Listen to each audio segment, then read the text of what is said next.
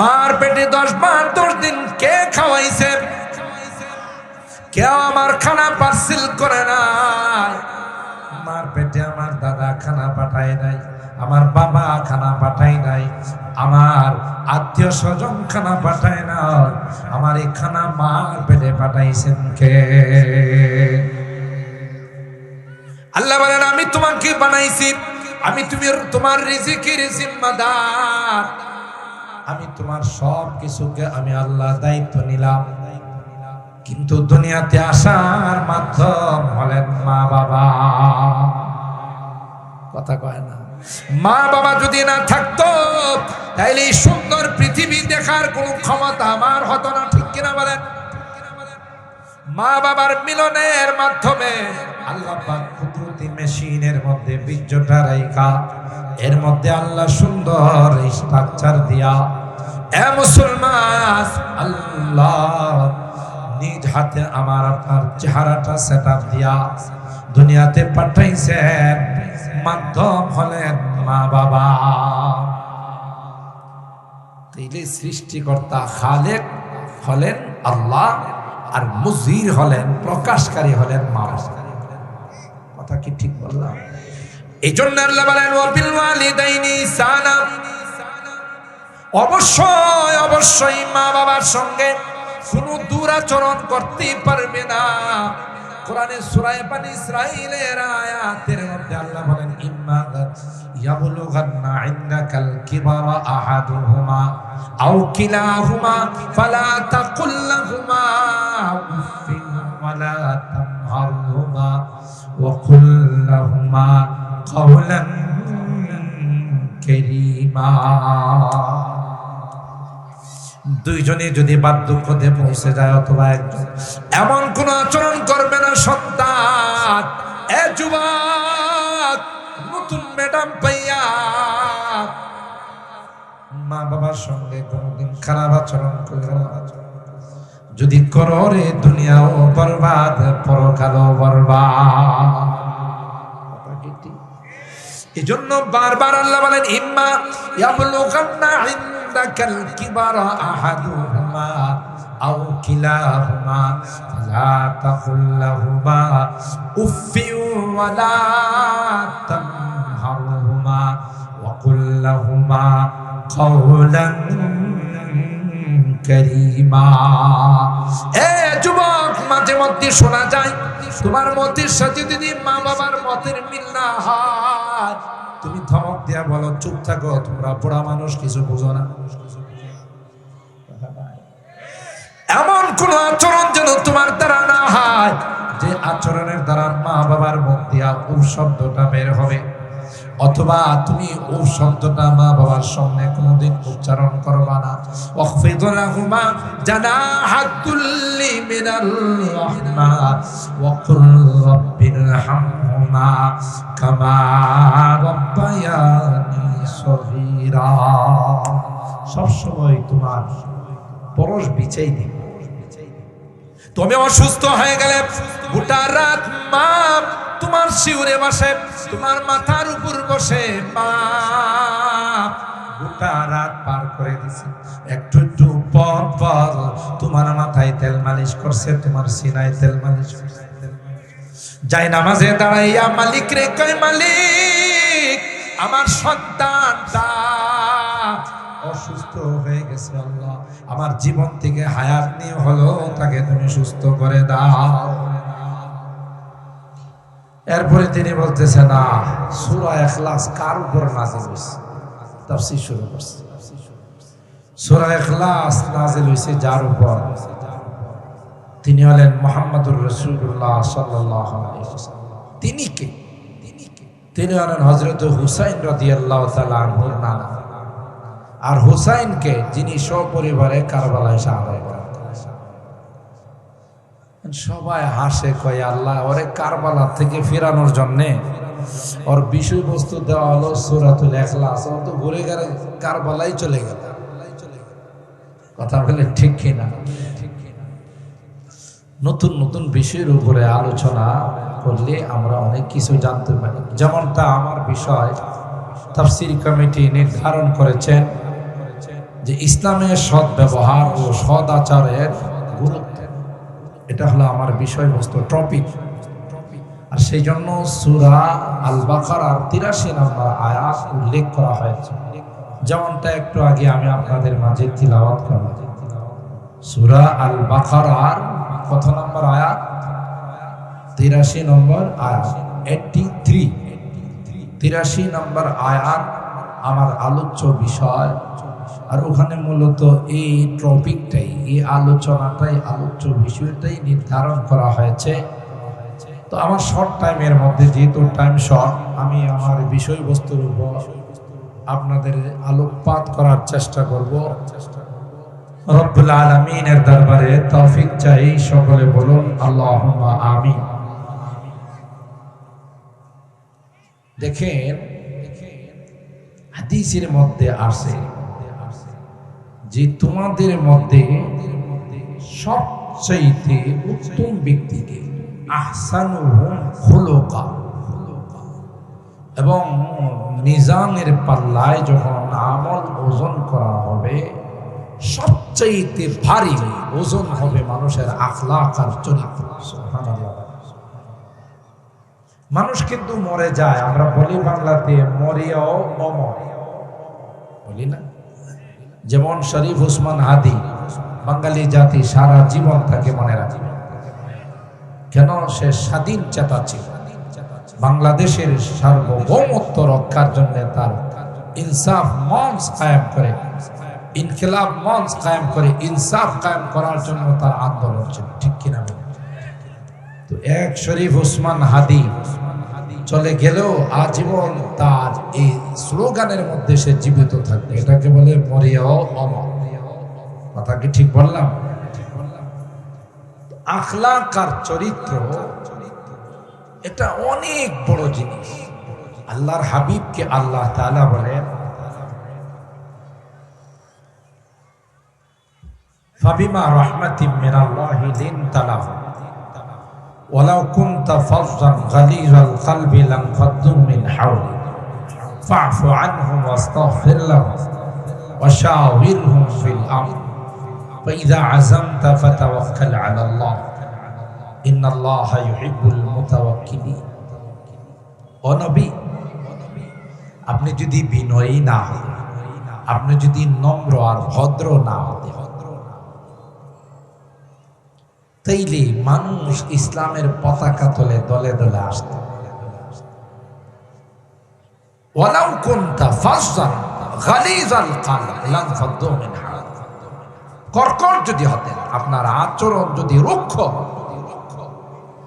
তাইলে মানুষ আপনার থেকে দূরে চলে যায়। দেখেন না, সমাজের মধ্যে যার আচার আচরণ খুব রুক্ষ, খারাপ, বলে ব্যবহার ঠিক না, বলে না ব্যবহার ঠিক, আচরণ ঠিক। আল্লাহ পাক বলেন, আমি যে আপনাকে নম্র, ভদ্র, বিনয়ী বানিয়ে দিলাম, এটা আমার পক্ষ থেকে আপনার জন্য বিশেষ রহমত। ফাবিমা রাহমাতিন মিনাল্লাহি লিনতা লাহুম ওয়ালাউ কুনতা ফাযযান গালিযাল কলবি লানফাদ্দু মিন হাওলিক। এ পয়গম্বর, আপনার সুন্দর আখলাক দিয়ে, আপনার সুন্দর চরিত্র দিয়ে গোটা বিশ্বকে আপনি জয় করে ফেললেন। আল্লাহু আকবার।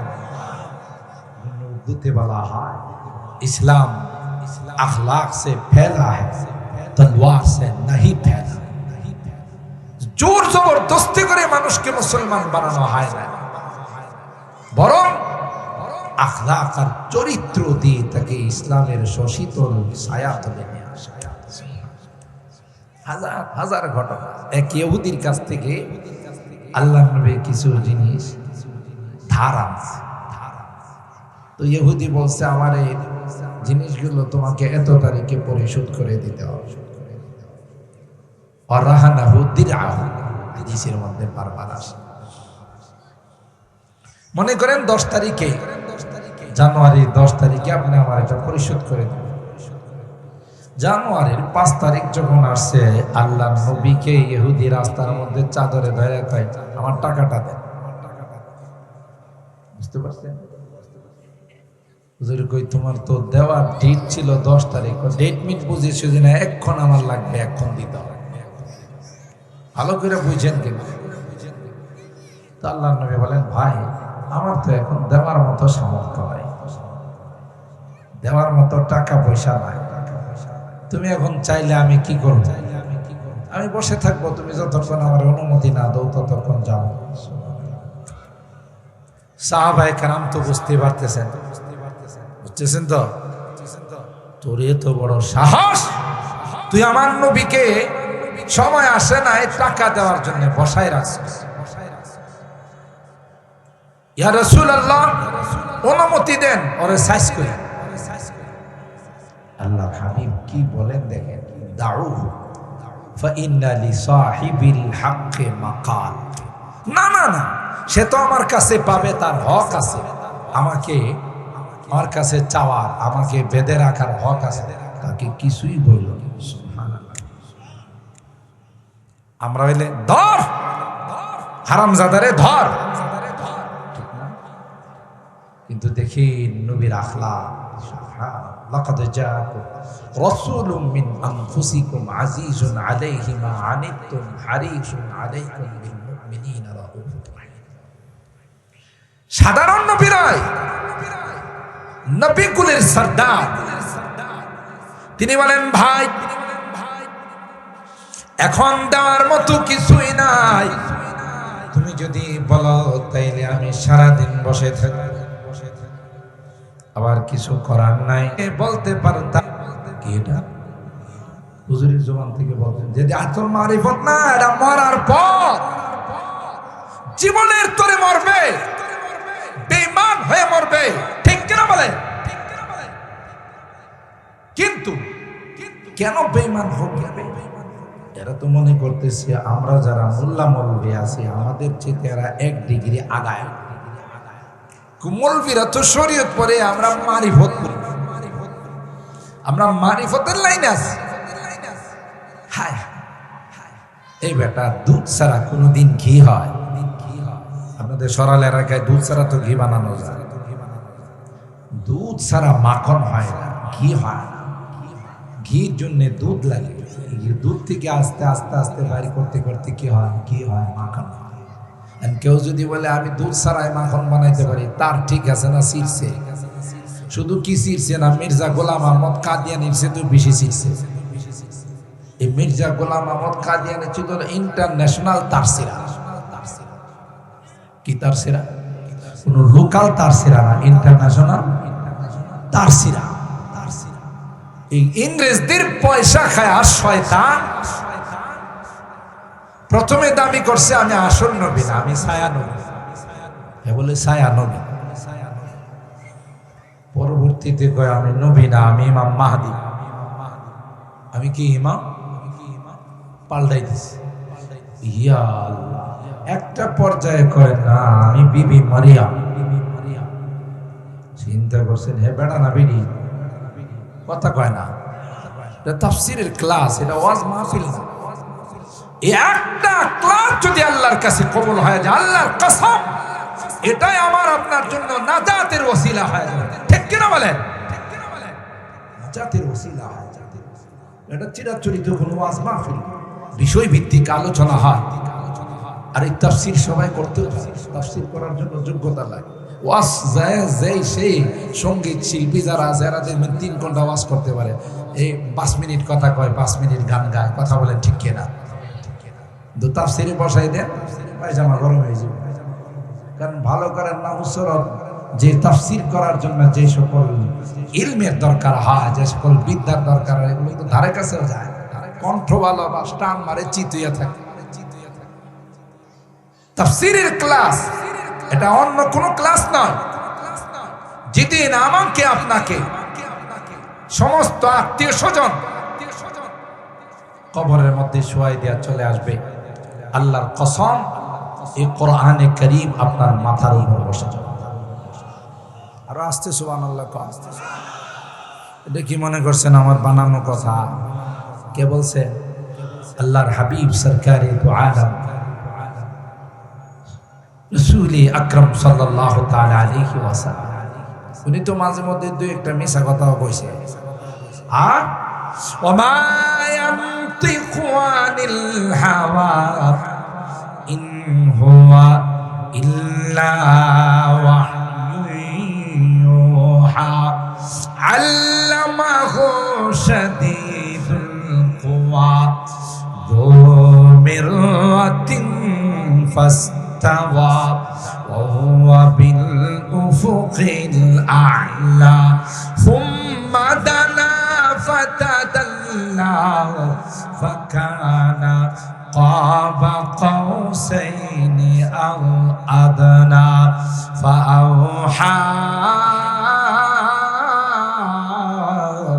إلى عبده ما أوحى আল্লাহ বলেন আমার পয়গম্বর আরে নবুয়ত প্রাপ্তির পর মিথ্যা কথা বলবে তো দূরের কথা, 40টি বছর জীবনে কোনোদিন কোনো মিথ্যা কথা বলে না। মক্কার মানুষ সার্টিফিকেট দিচ্ছে as-সাদিকুল মাসদুক আল আমিন মুহাম্মদ, তোমার মতে এরকম সত্যবাদী পৃথিবীতে দ্বিতীয় কেউ নাই। সুবহানাল্লাহ। আল্লাহর হাবিব বলেন উম্মত যারা কোরআনের মহব্বত নিয়ে আজকে সরাইল তাফসীর মাহফিলে তুমি বসে গেছো, কোরআনের তাফসীরের ক্লাসে তুমি বসে গেছো, আল্লাহর পয়গম্বর কয় আল্লাহ পাক এই কোরআনে কারীমকে তোমার বন্ধু বানাইয়া, তোমার দুস্ত বানাইয়া সবাই যখন তোমাকে রেখে কবরে চলে আসবে, ওই কোরআনে কারীমকে আল্লাহ মাথার উপর বসাই দিবে। আপন জনের মতো মনে হবে, বন্ধুর মতো মনে হবে, আর বলবে দুস্ত তোমাকে পরিচিত মনে হয়, তুমি কে রে দুস্ত, তোমার পরিচয়টা দাও।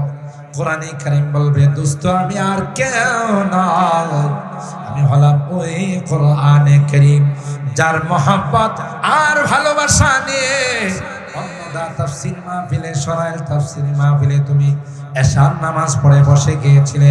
আল্লাহ পাক আজকে তোমার পাশে কেউ নাই, কেউ তোমার আপন নাই, আল্লাহ আমাকে দুস্থ বানায়া বন্ধু বানাইয়া তোমার মাথার উপর বসাই দিয়েছেন।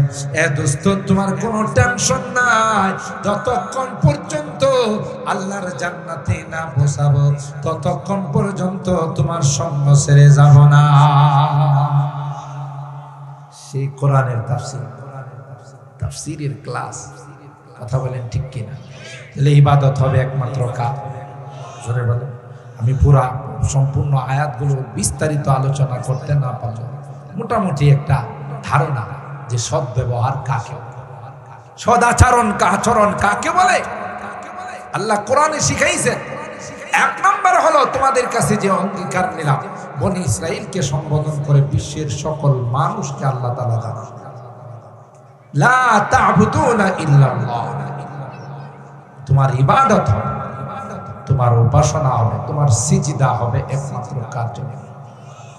তাহলে বুঝা গেল এই মাথাটা পৃথিবীর কোন খাজা বাবা, গাঞ্জা বাবা, কেবলা বাবার সামনে কি করা যাবে না, নত করা যাবে। যত বড় পীরই হোক, আমার নবীর চেয়ে বেশি বড় পীর কেউ ছিল? কথা কয়। আমার নবীর চাইতে বড় পীর পৃথিবীর মধ্যে কেউ ছিল না। সাহাবায়ে কেরাম বললেন ইয়া রাসূলুল্লাহ, গাছের সিজদা দে, জঙ্গলের হরিণ আইসা সিজদা দে, অনুমতি দেন না, আমরাও একটা সিজদা দিই। আল্লাহর হাবিব বলে সাবধান, এই সিজদা, এই ইবাদত আল্লাহ ব্যতীত কাউকে দেওয়ার পারমিশন। বাবরি মসজিদের ঘটনা যখন ঘটছে আপনারা জানেন, গোটা বাংলাদেশের মধ্যে মন্দির ভাঙ্গা, তাদের দোকানপাট লুটপাট করা, হিন্দুদের এক হিরিক পড়ে গেছে। ব্রাহ্মণবাড়িয়া তো বেশিরভাগ দোকান, সড়ক বাজারের দোকান, এরপরে কেদাসির মোড়ের দোকান যত আছে এগুলো তো অধিকাংশ হিন্দুদের এখনো। কথা বলেন ঠিক কিনা? তো এই সব দোকানপাট হিন্দুদের ছিল, কেউ কোথাও কোনো টাচ করে নাই। যখন গোটা শহর মানুষে লুকে লুকারণ্য হয়ে গেছে, ডিসিএসপি জামিয়া ইউনিভার্সিটিতে গিয়ে বড় হুজুরকে বললেন, হুজুর এই মানুষ কন্ট্রোল করা আমাদের পক্ষে সম্ভব, তবে আপনি যদি একটু ইশারা দেন সব ঠিক হয়ে যাবে। আপনাকে মানুষ দিল দিয়া ভালোবাসে, আপনি সবার বড়, আপনি সবার বড় হুজুর। আমগো ক্ষমতা এখানে কোনো কাজে লাগবে না, আমাদের ক্ষমতা কোনো কাজে লাগবে না। তা আমি কি করব? আপনি শুধু গাড়ির সামনের সিটে বসে বলবেন তোমরা কিছুই করো না, চলে যাও, আমাদের বিশ্বাস সব আপনার কথা শুনে চলে যাবে। কথা বলেন ঠিক কিনা? হযরত বড় হুজুর রাহমাতুল্লাহ আলাইহি জামিয়া ইউনিভার্সিটি থেকে বেরিয়ে গোটা শহর কালো হয়ে গেছে। মানুষ মন্দির ভাঙবে, হিন্দুদের দোকান ভাঙবে, কেন আমাদের বাবরি মসজিদ আকাটা ভাঙলো। কথা বলেন ঠিক কিনা? তো বড় হুজুর রাহমাতুল্লাহ আলাইহি আয়েশা গাড়ির মধ্যে হাত উঠায় বলছে, না আপনারা সবাই যার যার বাড়িতে চলে যান, অন্যায় করছে ইন্ডিয়াতে বিচার হবে, ইন্ডিয়াতে। আমাদের দেশের হিন্দুরা কোনো অন্যায় করে না। কথা বলেন ঠিক কিনা? আমার দেশের হিন্দুরা কোনো অন্যায় করে নাই, এরা আমার দেশের নাগরিক, এরা আমাদের ভাই। কথা বলেন ঠিক কিনা? সুতরাং তাদের দোকানপাট হাত দেওয়া, লুটতরাজ করা, তাদের মন্দির ভাঙচুর করার কোনো পারমিশন ইসলাম দেয় না। সবাই চলে গেছে। এই দৃশ্য হিন্দুরা যারা আছে তাদের ঠাকুররা এরা অবাক, একটা মানুষকে এত শ্রদ্ধা করে জীবনে কোনোদিন দেখেছে। এটা বড় মানুষ, তার ইশারায় সব চলে গেল, আমাদের এক পয়সার কোনো ক্ষতি হয় না। আমি তখন ওখানকার ছাত্র। পরের দিন ধুতি টুতি নতুন ধুতি পইরা সব ঠাকুররা গেছে ভগবানরে একটা সেজদা দিবে। ভগবান বুঝেন তো, বড় হুজুর হলো ভগবান। ভগবানরে একটা সেজদা দেওয়ার জন্য আমি তো যখন পড়তেছিলাম মসজিদের বারান্দায় বসে, ইয়া আল্লাহ, হিন্দুতে সাদা হয়ে গেছে। সব হিন্দুরা গেছে যে ভগবানরে একটা সেজদা দিবে। আমি আগে আসলাম, আপনারা কি জন্য আসছেন? বড় হুজুর যে ভগবান, আর কি আল্লাহ ভগবান খুঁয়েন না, কি সে কন্যা ওনারে একটা প্রণাম দেওয়ার জন্য আসছে, স্বাগতম জানানোর জন্য আসছে। আপনারা বসেন। তাদেরকে বসানো হয়েছে। হযরত বড় হুজুর রাহমাতুল্লাহ আলাইহি আসছেন। আসছে পরে তো সবাই দাঁড়া গেছে। না সর্বনাশ, না না না, আমাদের ধর্মে আল্লাহ ব্যতীত কাউকে সিজদা দেওয়ার কোনো পারমিশন নাই। কেন? আপনাকে আমরা সবাই আসছি, আপনি দেবতা, আপনি ভগবান, আপনি এত বড় সম্মানিত মানুষ, এত মানুষ আপনাকে শ্রদ্ধা করে, তাই আমরাও একটা সিজদা দেওয়া দরকার। না, যেহেতু আমি উপকার করছি আমার ব্যক্তির স্বার্থে নয়, আমার ইসলামের স্বার্থে। এটা আমার ইসলামের বিধান। ইসলাম সুন্দর, সুশৃঙ্খল, ইসলাম ক্লিন। ইসলামের মধ্যে কোন রকমের কোন বাড়াবাড়ির কোন সম্ভাবনা। তোমরাও মুসলমান হয়ে যাও। হুজুরের দাওয়াত দিলেন, যেহেতু আমার বাড়িতে তোমরা আসছো, তোমরাও মুসলমান হয়ে যাও, তাহলে তোমাদেরও আল্লাহ তাআলা চরিত্র ক্লিন করে দিবে। তোমরা এখন যদি মারা যাও বিনা হিসাবে জান্নাতে চলে যাবে। সবাইকে এই ইসলামের দাওয়াত দিয়ে দিলেন। তাহলে সিজদা একমাত্র কাকে দেওয়া যাবে? কথা কয় না, কোন মানুষকে দেওয়ার পারমিশন আছে? এই জন্য ওলামায়ে কেরাম আছে, জিজ্ঞাসা করে দেখবেন। এই যে কদম বসি, আগেকার সময় আমরা দেখছি মুরব্বীরা কোনো বিয়ে শাদীর অনুষ্ঠান, বিদেশ টিদেশ গেলে, এই তোর মামারে কদম বসি কর, তোর দাদারে কদম বসি কর, তোর চাচারে কদম বসি কর।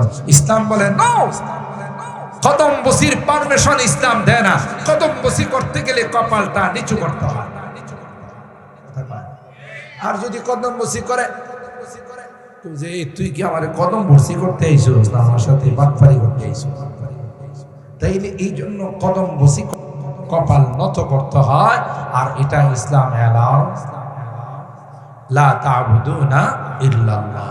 এটার উপর আলোচনা করতে গেলে অনেক সময় লাগবে। আমি বললাম তো আপনাদেরকে শুধু সারাংশটা একটু বলা যাচ্ছে। ওয়াবিল ওয়ালিদাইনি ইহসানা, যেখানে কোরআনে কারিমে আল্লাহর ইবাদতের কথা আসবে খুব ভালো করে খেয়াল করবেন, পাশাপাশি মা বাবার কথা আসে। ওয়াকাদা রাব্বুকা আল্লা তা'বুদু ইল্লা ইয়্যাহু, সূরা বনী ইসরাঈলের মধ্যে আল্লাহ কয় চূড়ান্ত ফয়সালা করে দিলাম, ইবাদত হবে তো একমাত্র আমি আল্লাহ। ওয়াবিল ওয়ালিদাইনি ইহসানা। মুফাসসিরিনে কেরাম বলেন, যেখানে আল্লাহর ইবাদতের কথা আসে সেখানে মা বাবার সাথে সদাচরণের কথা আসে। কারণ হলো সৃষ্টি করেছেন কে? আরো জোরে বলতে হবে কে? দুনিয়ার কোন বাহাদুর সৃষ্টি করার ক্ষমতা রাখে না, একটা মশা মাছি বানানোর যোগ্যতা রাখে না। কে বানায়? সৃষ্টিকর্তা হলেন আল্লাহ। আমাকে আপনাকে বানাইছেন কে? জোরে বলতে হবে কে?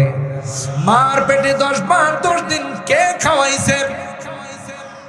কেউ আমার খানা পার্সেল করে না। মার পেটে আমার দাদা খানা পাঠায় নাই, আমার বাবা খানা পাঠায় নাই, আমার আত্মীয় স্বজন খানা পাঠায় না। আমার এই খানা মার পেটে পাঠাইছেন কে? আল্লাহ বলেন, আমি তোমাকে বানাইছি, আমি তোমার রিজিকের জিম্মাদার, আমি তোমার সব কিছুকে আমি আল্লাহ দায়িত্ব নিলাম। কিন্তু দুনিয়াতে আসার মাধ্যম হলেন মা বাবা। কথা কয় না? মা বাবা যদি না থাকতো তাহলে এই সুন্দর পৃথিবী দেখার কোন ক্ষমতা আমার হতো না। ঠিক কিনা বলেন? মা বাবার মিলনের মাধ্যমে আল্লাহ পাক কুদরতি মেশিনের মধ্যে বীর্যটা রাইখা এর মধ্যে আল্লাহ সুন্দর স্ট্রাকচার দিয়া এ মুসলমান আল্লাহ নিজ হাতে আমার আপনার চেহারাটা সেটআপ দিয়া দুনিয়াতে পাঠাইছেন। মাধ্যম হলেন মা বাবা। তাইলে সৃষ্টিকর্তা খালেক হলেন আল্লাহ, আর মুজির হলেন, প্রকাশকারী হলেন মা বাবা। কথা কি ঠিক বললাম? এই জন্য আল্লাহ বলেন ওয়াবিল ওয়ালিদাইনি ইহসানা, অবশ্যই অবশ্যই মা বাবার সঙ্গে কোন দুরাচরণ করতে পারবে না। কোরআনে সূরা বনী ইসরাঈলের আয়াতের মধ্যে আল্লাহ বলেন ইম্মা ইয়াবলুগান্না ইনদাকাল কিবারা আহাদুহুমা আও কিলাহুমা ফালা তাকুল লাহুমা উফিন ওয়ালা তানহারহুমা ওয়া কুল লাহুমা কাওলান কারীমা। দুইজনে যদি বার্ধক্যতে পৌঁছে যায় অথবা একজন, এমন কোন আচরণ করবে না সন্তান। এ যুবক, নতুন ম্যাডাম পাইয়া মা বাবার সঙ্গে কোনদিন খারাপ আচরণ করবে না। যদি করো রে দুনিয়াও বরবাদ, পরকালও বরবাদ। এই জন্য বারবার আল্লাহ বলেন ইম্মা ইয়াবলুগান্না ইনদাকাল কিবারা আহাদুহুমা আও কিলাহুমা ফালা তাকুল লাহুমা উফিন ওয়ালা তানহারহুমা ওয়া কুল লাহুমা কাওলান কারীমা। এ যুবক, মাঝে মধ্যে শোনা যায় তোমার মতের সাথে যদি মা বাবার মতের মিল না হয়, তুমি ধমক দিয়া বলো চুপ থাকো, তোমরা বুড়া মানুষ কিছু বুঝো না। এমন কোন আচরণ যেন তোমার দ্বারা না হয় যে আচরণের দ্বারা মা বাবার মুখ দিয়া ও শব্দটা বের হবে, অথবা তুমি ও শব্দটা মা বাবার সামনে কোনদিন উচ্চারণ করবা না। ওয়াখফিদ লাহুমা জানাহাদ কুল্লি মিনার রাহমা ওয়া কুল রাব্বিরহামহুমা কামা রাব্বায়ানি সগীরা। সব সময় তোমার পরশ বিছাই দিবে, নম্রতা ভদ্রতা তাদের জন্য তুমি ওয়াকফ করে দিবে। দুনিয়াতে যতদিন থাকবে ততদিন নেক হায়াতের জন্য দোয়া করবা। কারণ মা বাবা তোমার জন্য কি ছিল? তোমার যদি একটা কিডনি নষ্ট হয়ে গেছে, ডাক্তাররা বলছে, ডাক্তারের কাছে গিয়ে তোমার মা বলছে আমার একটা কিডনি খুললা পোলাডারে লাগাই দিন। কথা বলেন ঠিক কিনা? এ ডাক্তার সাহেব, আমার ছেলেটার দৃষ্টি শক্তি নষ্ট হয়ে গেছে, চোখে দেখে না, আমার একটা চোখ লাগাইলে, দেখলে যদি আমার চোখটা লাগাই দেন তবু আমার পোলা চোখে দেখো। কথা বলেন ঠিক কিনা? তুমি অসুস্থ হয়ে গেলে গোটা রাত মা তোমার শিউরে বসে, তোমার মাথার উপর বসে, মা গোটা রাত পার করে দিছে। একটু একটু পর পর তোমার মাথায় তেল মালিশ করছে, তোমার সিনায় তেল মালিশ করছে। যাই নামাজে দাঁড়াইয়া মালিক রে কয়, মালিক আমার সন্তানটা অসুস্থ হয়ে গেছে, আল্লাহ আমার জীবন থেকে হায়াত নিয়ে হলো তাকে তুমি সুস্থ করে দাও। আল্লামা মুফতি শফি রহমাতুল্লাহি আলাইহি তার কিতাবের মধ্যে একটা ঘটনা লেখে। বাবা একদিন তার ছেলেরে বলতেছে, যখন বার্ধক্যতে পৌঁছে গেছে, গাছের ডালে একটা কাক আইসা বসছে, বলতেছে আব্বাজি ই কিয়া চিজ হ্যাঁ, বুঝছেন তো এটা কি জিনিস? তো ছেলে প্রথমে জবাব দিছে ই কৌয়া হ্যাঁ। এটা কি? আবার কাওয়া কাদির না, এটা ওই যে গাছের যে এত পলাই গেছে, কইছিল যে পলাইব না, তারপর পলাই গেছে, পোলা ভাইয়ের নামছে পলাই গেছে। কথা বলেন ঠিক কি? যাই হোক, তো বলতেছি ই কৌয়া হ্যাঁ, এটা কাক। দ্বিতীয়বার জিজ্ঞাসা করছে ই কিয়া হ্যাঁ, এবার সাউন্ডটা ই কৌয়া হ্যাঁ, আগের থেকে সাউন্ডটা কমছে না বাড়ছে? 3 নাম্বার যখন জিজ্ঞাসা করছে তোমার যে কই তোমার কানে দিয়ে আওয়াজ জানা, বলছি না এটা কাক। বাবা বুঝে ফেলাইছে। তৃতীয়বার কইলে না জানা আমার উপরে হাত উঠাই কি কথা কয় না। আর বলে নাই, বসে যে ঘরে একটা ডায়েরি রাখা আছে সুকেসের উপরে, ডায়েরিটা একটু নিয়ে আসে। তো ডায়েরিটা যখন নিয়ে আসছে,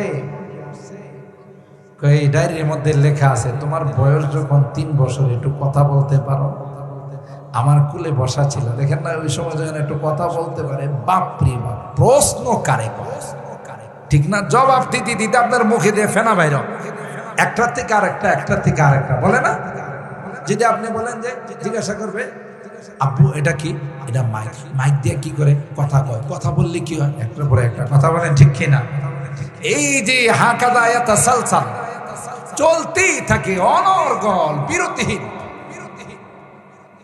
তোমার বয়স যখন 3 বছর হয়েছিল, তুমি আমার কুলে বসা ছিল, একটা কাক আইসা গাছের ডালে বসছে, তখন তুমি আমাকে জিজ্ঞাসা করছিল আব্বাজি কিয়া চিজ, তা আমি বলছিলাম আব্বাজি কৌয়া হ্যাঁ। তুমি আবার বলছিলা ই কিয়া চিজ। দ্বিতীয়বার আমি তোমাকে বলছিলাম কৌয়া হ্যাঁ, আর তোমার গালে একটা চুমু খাইছিল। তৃতীয়বার বলছো, বলে মহব্বত আরো বাড়ছে, আরো 2বার চুমু খাইছে। আল্লাহু আকবার। এইভাবে একবার নয়, 2বার নয়, 100 বার তুমি জিজ্ঞাসা করছিলা। যতবার তুমি জিজ্ঞাসা করতে ততবারে আমার মহব্বত উজালা দেওয়া হতো। আর তোমার মহব্বত নিয়ে আমি তোমাকে হাসতে হাসতে একটা বার প্রতিবার চুমু খাইছি আর তোমারে বলছি। আর আমি মাত্র 3 বার বলার পরে তুমি রাগ হয়ে গেছো। 4র্থবার বললেন না জানো তুমি নমরুদের মতো আমার গায়ে হাত উঠাই না। আরে ছোটকালে সন্তান অসুস্থ হলে মা মালিককে বলে আল্লাহ আমার জীবন থেকে কিছু বছর নেওয়া হলো, আমার এই সন্তানটাকে তুমি বাঁচাও। আর এখন আমরা মা বাবা যদি অসুস্থ হয়ে যায় মালিকের কাছে দোয়া করি আল্লাহ এই পোড়া পুড়ে নিয়ে যাও না কেন। কথা বুঝেন?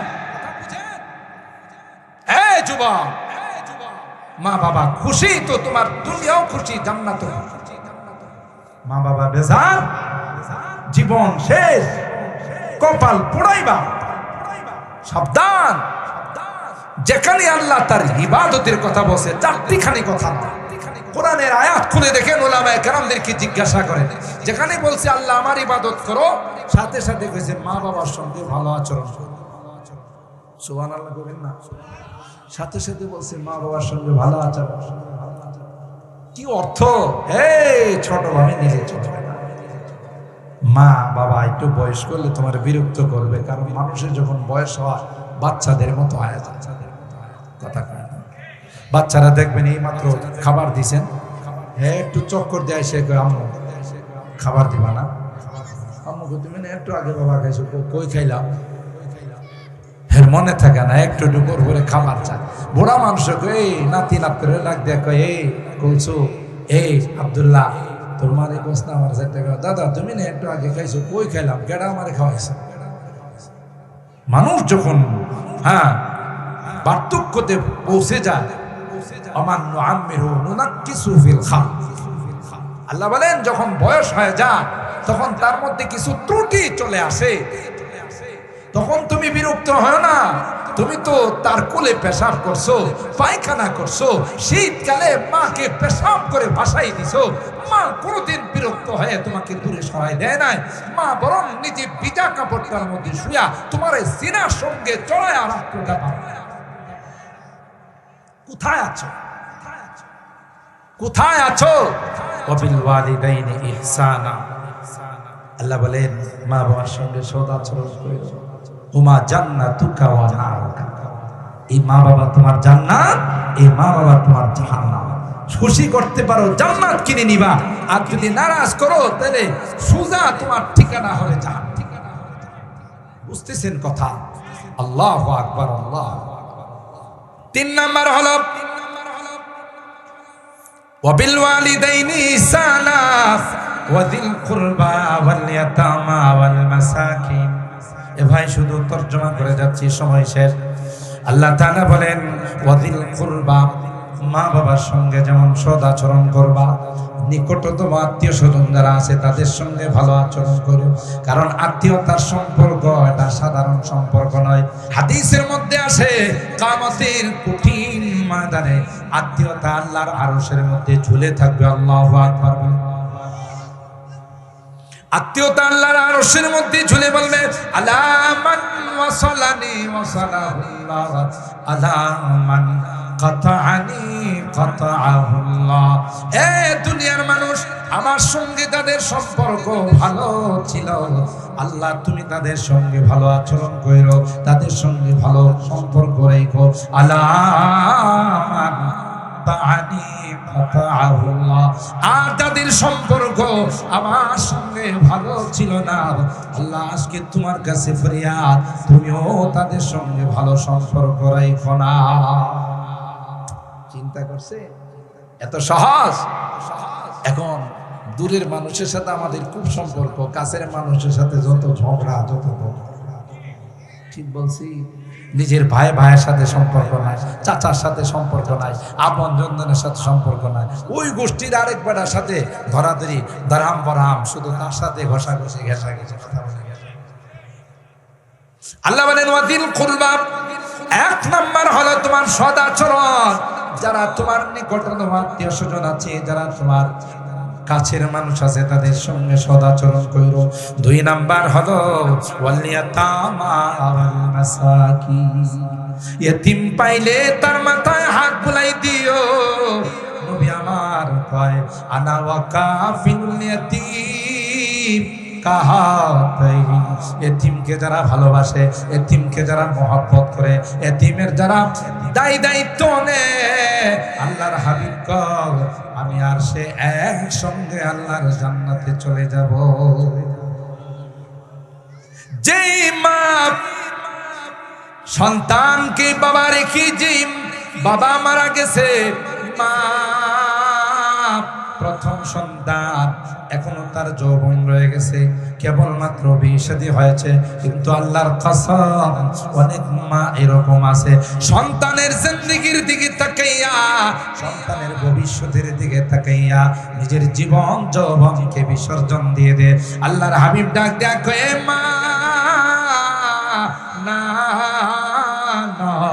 তুমি যেহেতু এতিম সন্তানের চেহারার দিকে তাকাইয়া, তার ভবিষ্যতের দিকে তাকাইয়া তোমার জীবন যৌবনকে বিসর্জন দিয়েছিল মা, আল্লাহর পয়গম্বর কয় কিয়ামতের কঠিন ময়দানে আল্লাহ পাক তোমাকে আরশে আজিমের নিচে ছায়া দিবেন।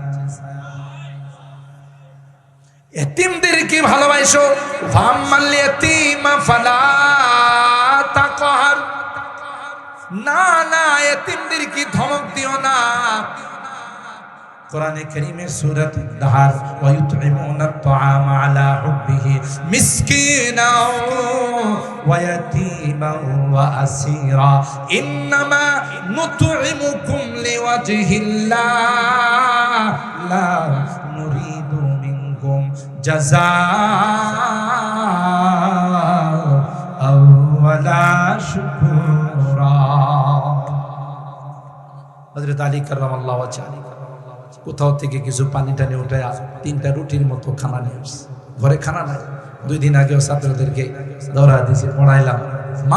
মাস চলে যেত, আল্লাহর হাবিবের ঘরের মধ্যে চুলা জ্বলতো না। আব্দুল্লাহ ইবনে জুবাইর কয়, খালাম্মা তাইলে কি দিয়ে চলতেন? আল্লাহ সুবহান, বাবারে কিছুই থাকতো না, এই 2টা কালো জিনিস অর্থাৎ পানি আর খেজুর দিয়ে আমাদের জীবন চলতো। সাবিতু ইয়াওমান ওয়াজুতু ইয়াওমান। আল্লাহর নবী বলেন, একদিন খাবো আর একদিন ক্ষুধার্ত থাকবো। যেদিন খাবো আল্লাহর দরবারে শুকরিয়া আদায় করব, আর যেদিন ক্ষুধার্ত থাকবো সেদিন আল্লাহর কাছে সবর। আমি দুনিয়ার জন্য আসি নাই, ঘরে নাই। তো ফাতেমা বললেন, ওগো প্রাণের স্বামী, বাচ্চাগুলো ছোট মানুষ, খাবার নাই, কতদিন হয়ে গেল, দেখেন না বাইরে গিয়ে একটু খাবারের ব্যবস্থা করা যায়। ইসলাম এমনি আসে না, দুনিয়ার উপর সোয়ার হয়ে ভোগ বিলাসিতার মধ্যে ইসলাম আসে না। যেখানে যত ক্ষুধা আছে, যেখানে যত ফকর ফাঁকা আছে, সেখানে তত ইসলাম মজবুত আছে। দুনিয়া আসছে তো গুনাহ ঘরের মধ্যে চলে আসে। যদি আপনি দুনিয়াকে কন্ট্রোল করতে না পারেন। এক ইহুদির বাগানে পানি উঠায়া 3টা রুটির মতো আটা পাইছে। ফাতেমা রাদিয়াল্লাহু তাআলা আনহা আয়েশাকে, ফাতেমা এদিকে রুটি বানাও, বাপ বেটা সবাই মিলে আমরা ঘরে বসে খাও। আল্লাহু আকবার। একটা রুটি বানায় দস্তরখানে নিয়ে বসে, এমনি বাহির থেকে হাঁকডাক আসছে, ও নবীর পরিবার, আমি মিসকিন এতিম, আমার কোনো খাবার নাই, কতদিন হয়ে গেল আজকে খাবার খাই না, যদি পারো একটা রুটি দিয়ে আমার একটা খাবার। আল্লাহ, হযরত আলী বলে, ফাতেমারে এই রুটিটা দিয়ে দি। আল্লাহ নবী বলছেন, আল্লাহ পাক কোরআনে কারীমে বলছে, ওয়া আম্মা সাইলা ফালা তানহার, ফিরে দিও না, ধমক দিও না। দিয়ে দিছি। আরেকটা নিয়ে বসছে, একজন কয়েদি জেলখানা থেকে ছাড়া পায় আসছে, শুধু মারছে, পিটাইছে, আয়না ঘরে রাখছে, খাবার দেয় নাই, পেশাব করতেও দেয় না। কথা বলেন ঠিক কি? এই জন্য কিছু খাবার থাকলে তো দ্বিতীয় রুটিটাও দিয়ে দিছি। দ্বিতীয় রুটিটা দেওয়ার পরে আসে আর একটা রুটি। এতিম আইসা কয়, বাবা না, আমি এতিম, কেউ আমার খাবার খোঁজ খবর নেয় না। ও নবীর পরিবার, তোমাদের যদি মায়া লাগে, দয়া লাগে, আমাকে একটা রুটি দেওয়া, আমি খায়া জীবনটা বাঁচাই। আল্লাহু আকবার। 3টা রুটি এতিম, মিসকিন, আসির, কয়েদিকে দিয়ে দিল। আছে খাবার ঘরে? কথা বলে ঘরে কোনো খাবার? এদিক দিয়া হযরত আলী কাররামাল্লাহু ওয়াজহু নবীর দরবারে উপস্থিত হলেন এই ঘটনা শোনানোর জন্য। যাওয়ার আগে জিবরিল আমিন আয়াত নিয়ে হাজির হয়ে গেলেন। সুবহানাল্লাহ। ওয়া ইউতঈমুনা আত-তাআমা আলা হুব্বিহি মিসকিনাও ওয়া ইয়াতীমান ওয়া আসীরা ইন্নামা নুতঈমুকুম লিওয়াজহিল্লাহ লা নুরিদু মিনকুম জাযাআও ওয়ালা শুকুরা। এ পয়গম্বর, আপনার পরিবার খাবার নাই, খাবার নিয়ে বসছিল। এতিম, মিসকিন, ফকির, আসির আসলো, বন্দি আসলো, তাদেরকে সব খাবার দিয়ে দিচ্ছে। নিজেদের জন্য নয়, আল্লাহকে খুশি করার জন্য। আমি আল্লাহ তাদের উপর রাজি হয়ে গেলাম। এতিমদের উপরে রহম করো, তাদের সঙ্গে সৎ ব্যবহার করো, সৎ আচরণ করো। ওয়াল মাসাকিন, অসহায়, মিসকিন, দরিদ্র যারা আছে তাদের উপরে তোমরা রহম করো, সৎ আচরণ করো। আর কি, ওয়াকুলু লিন-নাসি কাওলান হুসনান কাওলান হাসানান, 2 রকমের তাফসীর। মানুষের সঙ্গে কথা বললে ভালো করে কয়ো, কর্কশ ভাষায় জবাব দিও না, রুক্ষ ভাষায় কথা বলে না। ওয়াকুলনা কাওলাম মারুফা। আজওয়াজে মুতাহারাতকে বলেন নবী সম্পর্কে কেউ কিছু জিজ্ঞাসা করলে দেখো কর্কশ ভাষায় জবাব দিও না, সুন্দর করে বলল যে না তিনি ভাষায় না। এটা হলো ইসলামের শিক্ষা। কথা বলেন ঠিক কিনা? কেউ কিছু জিজ্ঞাসা করলে, কোনো হেল্প চাইলে সেভাবে হেল্প করো। ওয়াকুলু লিন্নাসি কাওলান হুসনা ওয়াকুলু লিন্নাসি হুসনান ওয়া আকিমুস সালাহ। নামাজ কায়েম করো, নামাজ পড়ো বলে নাই, নামাজ কায়েম করো, নিজেও পড়বা, অধীনস্থ যারা আছে তাদেরকেও পড়াইবা। আর কি? ওয়া আতুস যাকাত। মালদার হলে, ধনী হলে, সম্পদশালী হলে যাকাত ঠিকমতো হিসাব করে আদায় করো। এই সমস্ত অঙ্গীকারগুলো আল্লাহ নিয়েছিলেন বনি ইসরাইলের কাছ থেকে। আর কোরআনের আয়াতের মধ্যে আল্লাহ ওয়াইদ আই ওয়াজকুর, হে নবী আপনার উম্মতকে আপনি শোনাই দেন। এই শুধুই যে বনি ইসরাইলের জন্য তা না, আপনার উম্মতও যদি এই সকল আচরণগুলো, সৎ ব্যবহারগুলো তাদের মধ্যে নিয়ে আসতে পারে, সবার আগে হাসতে হাসতে জান্নাতে চলে যাবে। এই জন্য আল্লাহর হাবিব বলেন সিলমান কাতাক, তোমার সাথে সম্পর্ক খারাপ করলো তুমি সম্পর্ক জোড়াবে।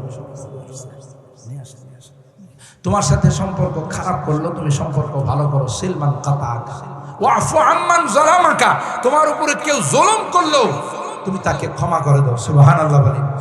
ওয়া আহসিন ইলা মান আসাআ ইলাই, তোমার সাথে কেউ খারাপ আচরণ করলে ভালো আচরণ করো, তাহলে তুমি আল্লাহর খাজবান্দা হয়ে যাবে।